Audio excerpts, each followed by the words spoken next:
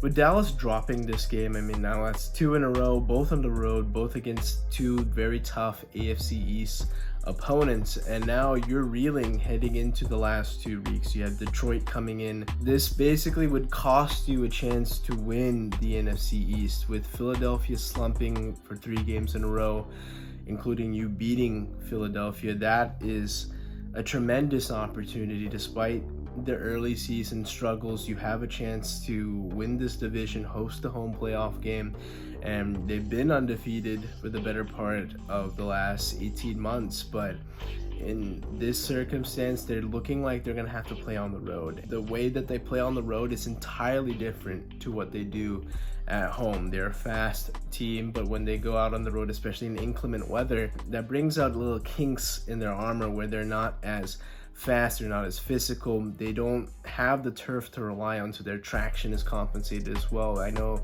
they'll probably be slated to play a team like the Tampa Bay Buccaneers, who can absolutely have like a rainy playoff game like we saw before, but it's just something to keep an eye out for. And then they have to travel probably to Philadelphia later, and I know Philadelphia hasn't looked that great, but the weather is certainly a factor when they're playing Dallas. For Dallas, Dak played winning football. I mean, him and CD were great in that first quarter, great at the end, but there was some key situations where they just didn't meet that standard, and that comes back to Mike McCarthy. Since Mike McCarthy has taken over the Dallas Cowboys have been one of the most penalized teams in the NFL, and we've known that Mike McCarthy is a little bit lax and has issues managing clock as well.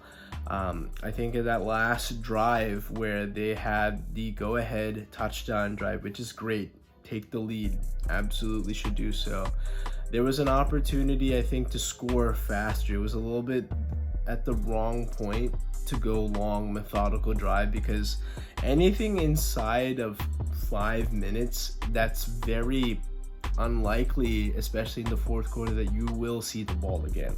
I know Dallas's defense was great for the most part. They held Miami's offense in check, forcing them to take field goals rather than scoring touchdowns, and they got a nice sack to give them a chance to win the game, which they took advantage of. But when you're just defending a field goal and you cannot allow you in a field goal to prevent you from losing this game, that's a big ask. No matter who the defense are, the rules disfavor offenses to move the ball.